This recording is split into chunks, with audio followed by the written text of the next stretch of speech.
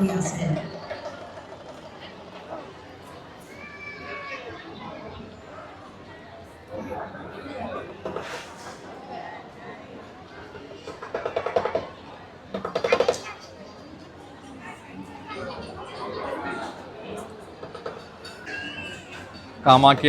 ദേവിനെ തൊഴാനായിട്ട് വരുന്ന ആൾക്കാർ ഗുവാഹട്ടി എയർപോർട്ടിലേക്കാണ് വരേണ്ടത്. അവിടെ നിന്ന് നമുക്ക് ഊബർ ടാക്സി സർവീസൊക്കെ ഉണ്ട്. ഇവിടെ വന്നു കഴിഞ്ഞാൽ ഇവിടെ സ്റ്റേ ചെയ്യാനായിട്ടുള്ള കുറേ ഹോട്ടൽസ്, ചെറിയ ചെറിയ ഹോട്ടൽസുകളൊക്കെ ഉണ്ട്. ഒരു മലയുടെ മുകളിലാണ് ഈ അമ്പലം സ്ഥിതി ചെയ്യുന്നത്.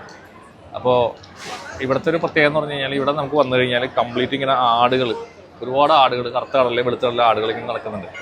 അപ്പോൾ ഇതിവിടെ വളർത്തുന്ന ആടുകളാണെന്ന് തോന്നുന്നു. കഴുത്തിൽ ചുവന്ന ചെറുതെല്ലാം കെട്ടിയിട്ട് ഇവിടെ കാണുന്നുണ്ട്. അത് മാത്രമല്ല, ഈ കറുത്ത ആടുകളെ ഒത്തിരി ആടുകൾ ഇവിടെ ബലി കൊടുക്കുന്നുണ്ട്. ബലി കൊടുക്കാനായിട്ട് ക്ഷേത്രത്തിൻ്റെ മുന്നിൽ തന്നെ ഒരു ഷെഡുണ്ട്. അവിടെ ഭയങ്കര നീളമുള്ള ഒരു കത്തി കാര്യങ്ങളൊക്കെ ഉണ്ട്. കത്തിയല്ല, ഒരു വാള്.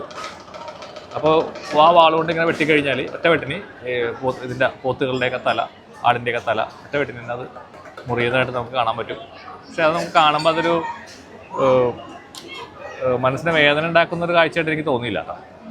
ഇവിടെ വരുമ്പോൾ നമ്മൾ ആ ഒരു എനർജിയിലേക്ക് നമ്മൾ എത്തിക്കഴിയുമ്പോൾ സാധാരണ ഒരു ഉണ്ടാവുന്ന മൃഗങ്ങളോടുള്ള ഞാനൊരു സ്നേഹിയാണ്. പക്ഷേ എനിക്ക് തോന്നിയെന്ന് വെച്ച് കഴിഞ്ഞാൽ അതൊരു ആ ജീവിയുടെ ഒരു മോക്ഷം, ആ ജീവിക്കൊരു മോക്ഷം കൊടുക്കുന്ന മാതിരിയുള്ളൊരു കർമ്മമായിട്ടാണ് എനിക്ക് തോന്നിയത്. കാരണം ദേവിക്കാണ് അതിനെ തല സമർപ്പിക്കുക, രക്തം സമർപ്പിക്കുക. അപ്പോൾ അതിനെ എതിർക്കുന്നവരും അതിനെ ഇഷ്ടമില്ലാത്ത ആൾക്കാരൊക്കെ ഉണ്ടാവുമായിരിക്കും. പക്ഷേ ഇവിടെ വന്നാൽ നമുക്കങ്ങനെ തോന്നുന്നില്ല, ഫീൽ ചെയ്യുന്നില്ല. ഒരു പ്രത്യേക ഒരു വൈബ്രേഷനാണ്, പ്രത്യേക ഒരു ചൈതന്യമാണ് നമുക്കിവിടെ ഫീൽ ചെയ്യാൻ പറ്റുക.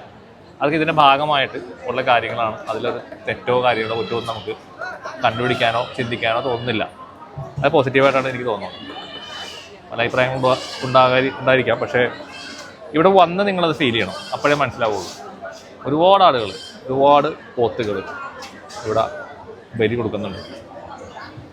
പിന്നെ പ്രാവിനെ ബലി കൊടുക്കുന്നുണ്ട്. അപ്പോൾ അഭീഷ്ടകാര്യസിദ്ധിക്ക് പ്രാവിനെയാണ് അവർ ബലിയായിട്ട് കൊടുക്കുന്നത്. അപ്പോൾ 2 പ്രാവിനെ അവിടെ എഴുതി വെച്ചിട്ടുണ്ട്. 2 പ്രാവിന് 500 കൊടുത്താൽ കിട്ടും. അത് ബലി കൊടുക്കാനായിട്ട് 500 രൂപ ദക്ഷിണയായിട്ട് അവിടുത്തെ പൂജാരിക്ക് കൊടുക്കാൻ വേണം. ഇത് ഇവിടുത്തെ ഒരു പ്രധാനപ്പെട്ട ഒരു വഴിപാടാണ്. അപ്പോൾ അതിനെപ്പറ്റി ഒന്ന് പറയാമെന്ന് വെച്ചിട്ടാണ് ഞാൻ ഈ വീഡിയോ ചെയ്യുന്നത്. ആളുകൾക്ക് ചിലപ്പോൾ ഇഷ്ടപ്പെടാത്ത കാര്യമായിരിക്കും. പക്ഷേ എന്നെ സംബന്ധിച്ചിട്ട് എനിക്കത് ഒരു പോസിറ്റീവായിട്ടാണ് ഇവിടെ വന്നപ്പോൾ എനിക്ക് തോന്നിയത്. എല്ലാവർക്കും കാമാഖ്യ ദേവിയുടെ അനുഗ്രഹം ഉണ്ടാവട്ടെ. ആ ബാക്കി കാണുന്നതാണ് കാമാഖ്യ ദേവിയുടെ പ്രതിഷ്ഠ. അതിനുള്ളിലാണ്, ഗർഭഗൃഹത്തിനുള്ളിലാണ് പ്രതിഷ്ഠ. കാമാഖ്യ ടെമ്പിളിൽ മാത്രമുള്ളൊരു പ്രത്യേകതയാണ് ഇവിടുത്തെ ദേവി പീരീഡ്സ് ആവുന്നൊരു പ്രതിഭാസം. അത് ഈ ഒരു സമയത്താണ്. ഇപ്പോൾ കഴിഞ്ഞതേ ഉള്ളൂ, ജസ്റ്റ് കഴിഞ്ഞതേ ഉള്ളൂ. ഇപ്പോൾ ഈ ജൂലൈ 10-നാണ് ഞാനിവിടെ എത്തുന്നത്. അപ്പോൾ അംബുബാച്ചി എന്നാണ് എന്നെ പറയുക. അതായത് ആ ഒരു ദേവിയുടെ പ്രതിഷ്ഠയിൽ നിന്ന് രക്തം, അതായത് ചുവന്ന കളറിലുള്ളൊരു പ്രത്യേക ഒരു സംഭവമാണ്. അത് ഇങ്ങനെ പ്രവഹിച്ചുകൊണ്ടേയിരിക്കും.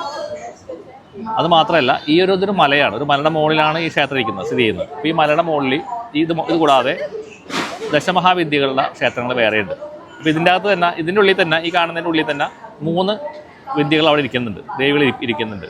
അത് കൂടാണ്ട് 7 ദേവതകളുടെ പ്രതിഷ്ഠകൾ, ചിന്നമസ്ത, അങ്ങനെയുള്ള കുറേ ആളുകളുടെ പ്രതിഷ്ഠകൾ, ബഹളാമുഖി, അതൊക്കെ ഈ മലയുടെ ചുറ്റുമായിട്ട് പല സ്ഥലങ്ങളിലായിട്ട് ക്ഷേത്രങ്ങളുണ്ട്. അതെല്ലാം ഇതുപോലെ തന്നെ ഭയങ്കര പവർഫുള്ളായിട്ടുള്ള ക്ഷേത്രങ്ങളാണ്. ചെറിയ ചെറിയ അമ്പലങ്ങളാണ്, വലിയ തിരക്കൊന്നുമില്ല. പക്ഷേ അവിടെ ഭയങ്കര പവർഫുള്ളാണ്. അപ്പോൾ ഞാൻ ഈ ബഹളാമുഖിയുടെ അമ്പലം തൊട്ടടുത്ത് തന്നെ ഉണ്ട്. ഇവിടെ ഞാൻ കഴിഞ്ഞ ദിവസം പോയിരുന്നു, ഇന്നലെ പോയിരുന്നു. അവിടെ ഈ അംബുബാച്ചിയുടെ ആ ഒരു സംഭവം നമുക്കിങ്ങനെ കാണാൻ സാധിച്ചു. കാരണം ഇങ്ങനെ ഈ ആ മലയുടെ ഉള്ളിൽ നിന്ന് ഒഴുകി ഈ ഏരിയ മൊത്തം ഈ മലയുടെ ഉള്ളിൽ നിന്ന് പുറത്തേക്ക് ഒഴുകി വരുമെന്നാണ് പറയുന്നത്. ഇതെന്താണ് ഇതിൻ്റെ പ്രതിഭാസം എന്ന് അവർക്ക് ഇതുവരെ കണ്ടുപിടിക്കാൻ പറ്റില്ല. അത്ഭുതകരമായ ഒരു പ്രതിഭാസമാണ്. അപ്പോൾ ഇങ്ങനെയാണ് വിശ്വാസികൾ വിശ്വസിക്കുന്നത്. ഇങ്ങനെയാണ് ഈ അംബുബാച്ചി എന്ന് പറയുന്നത് ദേവി പീരീഡ്സ് ആവുന്ന ഒരു സമയമാണ്. അപ്പോൾ അത് കഴിഞ്ഞു. അത് ഇവിടെ കംപ്ലീറ്റ് ഈ പറഞ്ഞ രക്ത കളറിലുള്ള ആ ഒരു ഇതിങ്ങനെ ഒലിച്ചിങ്ങനെ വന്നുകൊണ്ടേയിരിക്കും പല സ്ഥലങ്ങളിലും, ഒരു സ്ഥലത്ത് മാത്രമല്ല. അപ്പോൾ അതിൽ ആ ഒരു ഉടുപ്പിക്കുന്ന ഒരു തുണിയുണ്ട്. ആ തുണി ഇങ്ങനെ ഒരു ചുവന്ന പട്ടിൻ്റെ ഒരു തുണി, അത് ഇവിടുന്ന് നമുക്ക് ഒരു പ്രസാദമായിട്ട് കിട്ടുകയും ചെയ്യും. അപ്പോൾ ഇത് വളരെ പ്രത്യേകതയുള്ളൊരു സ്ഥലം കൂടിയാണ് ഈ കാമാഖ്യ ടെമ്പിൾ. ഇവിടെ പ്ലാൻ ചെയ്ത് വരികയാണെന്നുണ്ടെങ്കിൽ ടിക്കറ്റ് എടുക്കണം. 500 രൂപ ടിക്കറ്റ് ഉണ്ട്. അതാണെന്നുണ്ടെങ്കിൽ നമുക്ക് ദർശനം ടൈം സ്ലോട്ട് കിട്ടും. ഓൺലൈനിൽ ബുക്ക് ചെയ്യാം. ഓൺലൈൻ ടിക്കറ്റാണ്. അപ്പോൾ അത് ബുക്ക് ചെയ്തിട്ട് നമ്മൾ ഇവിടെ വന്നിട്ട് ടിക്കറ്റ് ഇവിടെ നിന്ന് ഓഫീസിൽ നിന്ന് കളക്ട് ചെയ്യണമെന്നാണ്. അങ്ങനെയാണ്. അപ്പോൾ ഞാനത് വേറെ ഒരു ഇവിടുത്തെ ഒരു പൂജാരീനെ വേറെ ആൾ കണക്ട് ചെയ്തിട്ട് 3000 രൂപ കൊടുത്തിട്ടാണ് ഡയറക്റ്റ് ദർശനത്തിൽ പോയത്. അത് നമുക്കൊരു അരമണിക്കൂർ 3/4 മണിക്കൂർ കൊണ്ട് കയറി തൊഴിലിറങ്ങി വരാൻ പറ്റും. ഒരു പ്രാവശ്യം കയറിക്കൊണ്ട് വീണ്ടും വേണമെങ്കിൽ പൈസ കൊടുത്താൽ കയറാൻ പറ്റും. പക്ഷേ ദേവി പറഞ്ഞ് വരണ്ട, അവിടെ ഇരിക്കുമെന്ന് പറയും. അതുകൊണ്ട് ഇവിടെ ഇങ്ങനെ പുറത്തിങ്ങനെ ഇരിക്കുകയാണ്. എന്താണെന്നറിയില്ല. അടുത്ത ദേവിയുടെ അനുഗ്രഹം എന്തെങ്കിലും കിട്ടുമായിരിക്കുന്നു, ആഗ്രഹിക്കുന്നു, പ്രതീക്ഷിക്കുന്നു. അപ്പം എല്ലാവർക്കും കാമാഖ്യ ദേവിയുടെ അനുഗ്രഹങ്ങൾ ഉണ്ടാവട്ടെ.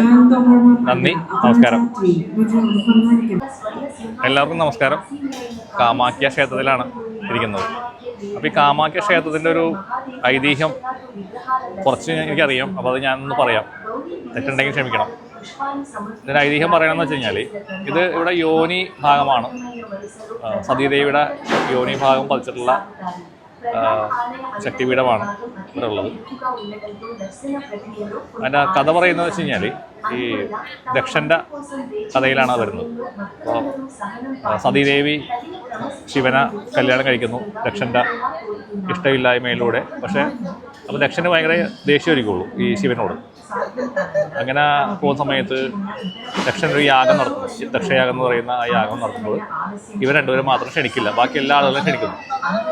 അപ്പോൾ നമ്മുടെ സതീദേവി അറിഞ്ഞു കഴിഞ്ഞപ്പോൾ അവിടെ പോകാനായിട്ട് ആഗ്രഹം പ്രകടിപ്പിക്കുമ്പോൾ മഹാദേവൻ പറയും വേണ്ട, പോകണ്ട, അത് ബുദ്ധിമുട്ടുണ്ടാക്കും എന്നൊക്കെ വാണിംഗ് കൊടുക്കുന്നുണ്ട്. പക്ഷേ അത് ആഗ്രഹത്തോടിട്ട് അവിടെ പോവുകയും അവിടെ ചെന്ന് കഴിഞ്ഞപ്പോൾ ദക്ഷൻ പുത്രിയെ ഒരുപാട് അവമാനിക്കുകയും ശിവനെ പറ്റി ഒരുപാട് ആവശ്യങ്ങൾ പറയുകയൊക്കെ ചെയ്യുന്നു.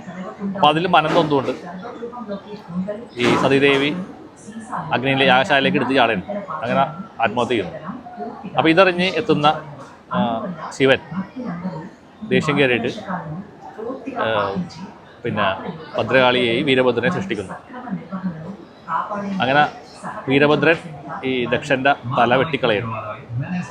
അപ്പോൾ ദേഷ്യം കയറി സങ്കടത്തോട് വീട്ടിൽ നിൽക്കുന്നതായ ശിവൻ ഈ പാർവതിയുടെ ബോഡി എടുത്തിട്ട് അതുകൊണ്ട് ഇങ്ങനെ ഒരുപാട് സ്ഥലങ്ങൾ സഞ്ചരിച്ചു എന്നാണ് പറയുന്നത്. അങ്ങനെ ഇരിക്കുന്ന സമയത്ത് അത് ലോകത്തിന് വിപത്തായിട്ട് വരുന്ന ഒരു സാഹചര്യത്തിലേക്ക് വരുന്നു. ആ ഘട്ടത്തിൽ മഹാവിഷ്ണു അദ്ദേഹത്തിൻ്റെ നമ്മുടെ സുദർശന ചക്രം കൊണ്ട് ഇതിനെ 51 കഷ്ണങ്ങളാക്കി ഈ ബോഡിയെ കട്ട് ചെയ്ത് പല സ്ഥലങ്ങളിലേക്ക് തെറിപ്പിക്കുകയാണ്. അപ്പോൾ അതിനകത്ത് യോനി ഭാഗം വന്ന് വീണ സ്ഥലമാണ് ഈ കാമാഖ്യ ടെമ്പിൾ.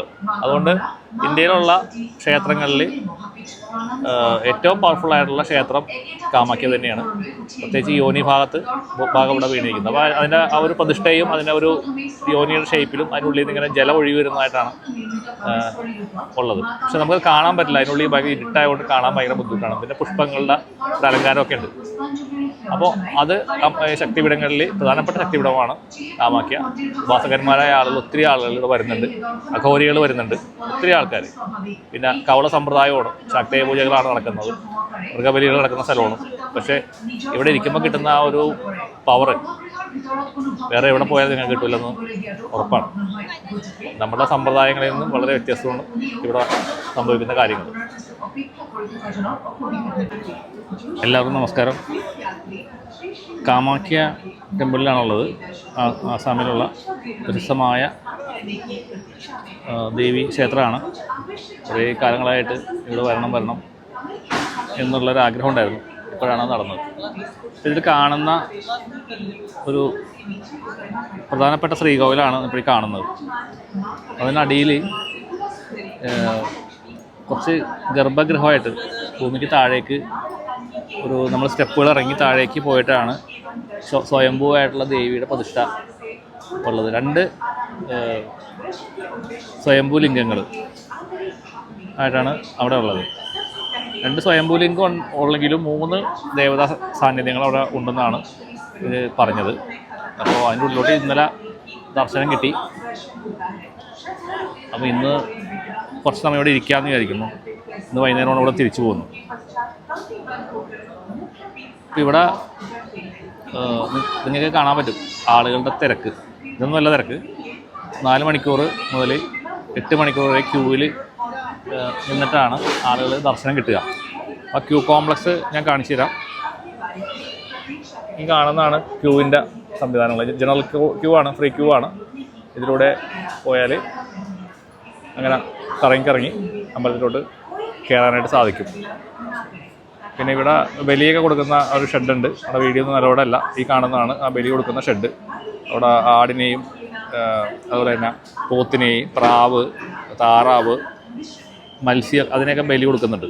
ആ ബലി കൊടുക്കുന്ന കാഴ്ചകളൊക്കെ അവിടെ നമുക്ക് കാണാൻ സാധിക്കും. പക്ഷേ വീഡിയോഗ്രാഫി അവിടെ അല്ല.